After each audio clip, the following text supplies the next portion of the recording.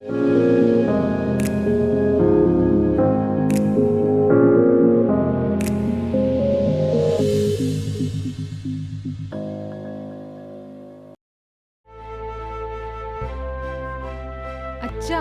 അയാൾക്ക് എന്താ? അയാൾ ചോദിക്കുക എന്റെ കല്യാണം ഒന്നും ആയില്ലേന്ന്. ഞാൻ ഇപ്പൊ ഒന്നും പോവില്ല കേട്ടാ. അതൊന്നും കാര്യാക്കണ്ട മോളെ. ഷീൻചാച്ചൻ ഏയ്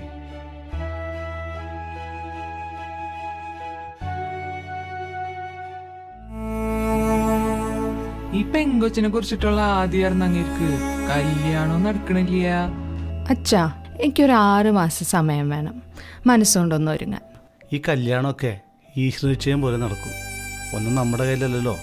നമ്മുടെ വീടിൻ്റെ അവസ്ഥ അറിയാലോ. ഇന്നും നാളെ ജപ്തി എന്ന് പറഞ്ഞ് നിൽക്കുക. ഞാൻ പോയാ മോക്കറിയണം വേണ്ടേ?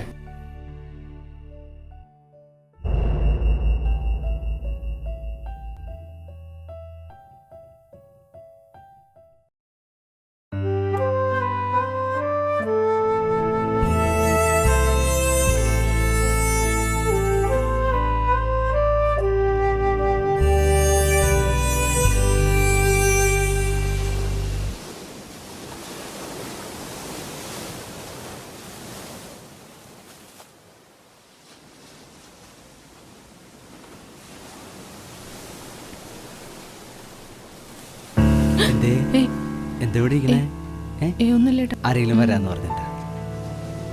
ഈ സ്ഥലം അത്ര ശരിയല്ല. ഞാൻ വേണേ കൂട്ടിരിക്കാം. വേണ്ട വേണ്ട.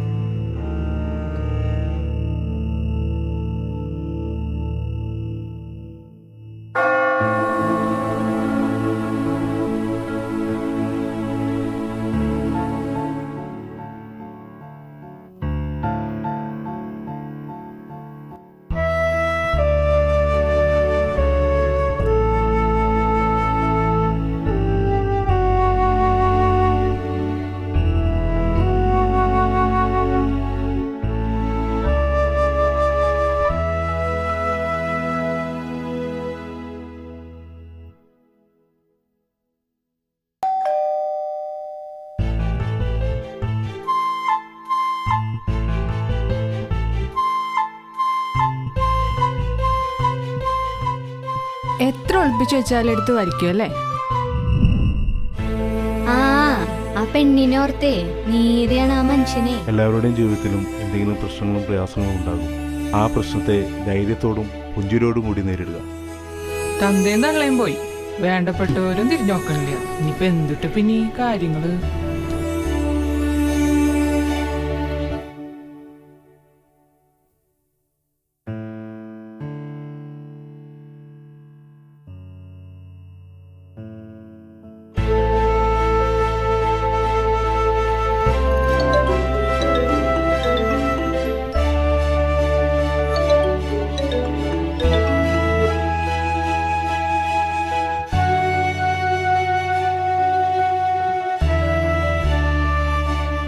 മോളി തിരകൾ കണ്ടില്ലേ? കര എത്ര തട്ടി മാറ്റിയാലും അതങ്ങനെ വന്നുകൊണ്ടിരിക്കും. അമ്മയ്ക്ക് ഇഷ്ടമായിരുന്നോ ഇവിടെ വരാൻ? പിന്നെ അമ്മയെ കൊണ്ട് അച്ഛൻ ഒരുപാട് തവണ വന്നിട്ടുണ്ട്.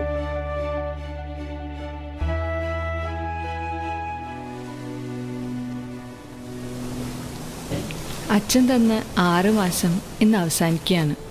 അച്ഛൻ്റെ മോള് കുറേ ഓടി, ഒരുപാട് തകർന്നു. എങ്കിലും ജീവിക്കാൻ എപ്പോഴും കൊതിയുണ്ട്.